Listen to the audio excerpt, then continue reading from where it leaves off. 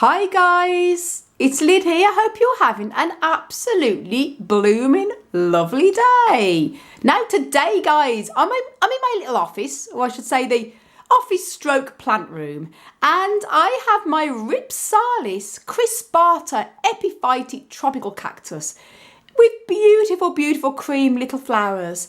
And I have this plant here. This is our little hanging basket, which is in my office, and it is absolutely thriving. Just going to show you, this is beautiful plant here. And look at that, guys.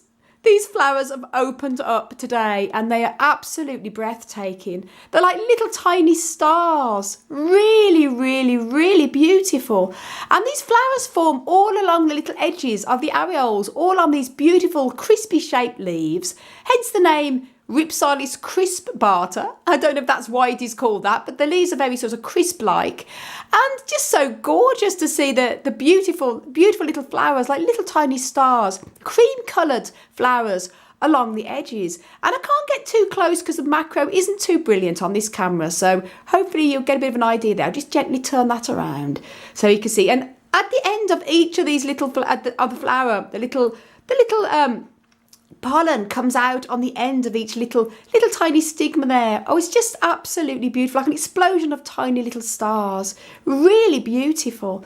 And there's another one here as well. See that there? It's ever so gorgeous. And then also another one here, which is really beautiful. And this one too. really pretty.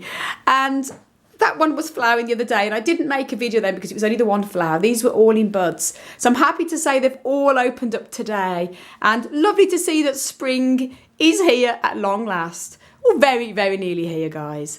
And lovely to see so much flowers coming on in the indoor plants. And there, look at that. Now, this particular plant was actually, believe it or not, gifted to me as a cut-in. I can't remember how long ago now, probably about 6 years ago. And when I say it was just one leaf, in fact, the original leaf is in there. And there's actually two plants now because I split it into two. But this would have been the original plant there. And the leaf probably would have been the size of, believe it or not, this pad here. And that's all it was. And I just stuck it into some soil and it rooted, and then it just multiple joined, all the joints all over the years. And as you can see, the bottom of the base of this has gone very woody, which is normal with older plants.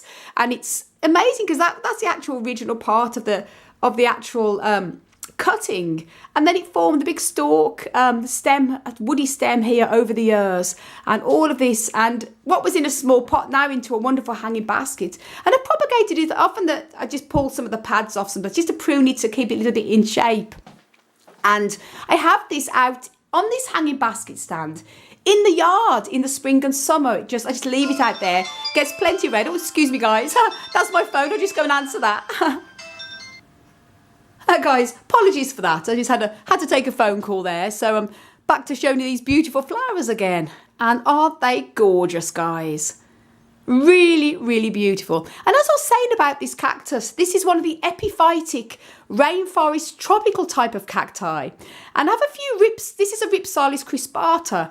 I have a few Rhipsalis in my collection. This is another Rhipsalis here. Rhipsalis casatana. Beautiful here. Looks like a load of grass, but wacky. And this is another Rhipsalis. Here, this is a Rhipsalis paradoxa, nicknamed the mistletoe cactus for obvious reasons, because the segments resemble mistletoe, and this has lovely little white berries all on it in the winter. And this is a wonderful plant. As I say, I nicknamed this the dreadlock plant because it reminds me of dreadlocks.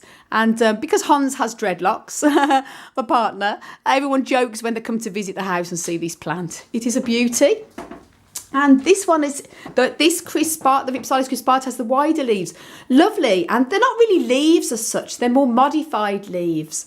But they're more like stem segments. Similar when you think of the traditional type of the Schlumbergera, the Christmas and Thanksgiving cactus. The way they have their stem segments, they're often called leaves, but they're not, they're modified leaves. Stem segments like that. And this is similar. And again, similar care requirements. And I have made a video on how to care for epiphytic cacti including Rhipsalis. So do check that video out if you haven't seen it. If you're new to epiphytic cacti, they're very, very different in their care requirements to desert types of cacti. As I say, desert cacti like to be kept dry and with a very dry air humidity. As you can imagine, they come from the deserts and they also take much higher temperatures. But the rainforest cacti like more shade and they like to be kept more watered as well. Even during the winter, I let them completely dry out in between waterings, but do like a bit of water. They also need a slightly warmer temperatures as well in the winter. This crispata, last year I kept it out in the polytunnel and it was about 7 degrees Celsius, which is about 45 degrees Fahrenheit. But it was too cold. As you can see, this is sort of scabbiness, scarring where it's scarred because of the cold. So this year I'm overwintering it indoors in my office. Seems to be doing really well here. Gets plenty of light from the window over there. Also the grow lights when they come on in the evenings also comes right across, so that get a bit of a boost. Also here. And I also spray these sort of regularly with rainwater too because they do like the more humidity. But isn't it beautiful, guys? I'm so happy to see the little flowers. And guys, thank you all so much for your support and your amazing comments. Can't thank you enough. And let's get spreading the plant and flower power. So guys, if you want to know a bit more about how to care for cacti and succulents, including epiphytic cacti, do check out my website, desertplantsofAvalon.com. And I'm planning on, well, I'm sort of in the early stages. I'm making an ebook at the moment, and it's going to be just purely my experiences on how to care for cacti and succulents. And I'm going to cover the many different types and varieties of cacti, sort of the desert cacti and the epiphytic cacti, because one size does not fit all with the care requirements. So I'm going to go into details in that book. So I'll let you know when I'm ready to publish that, guys. And do check out my website, desertplantsofAvalon.com.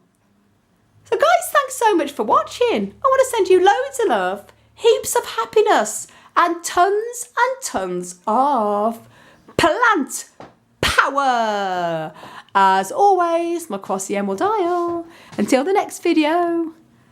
Bye. Bye. Can never resist saying bye from the plant.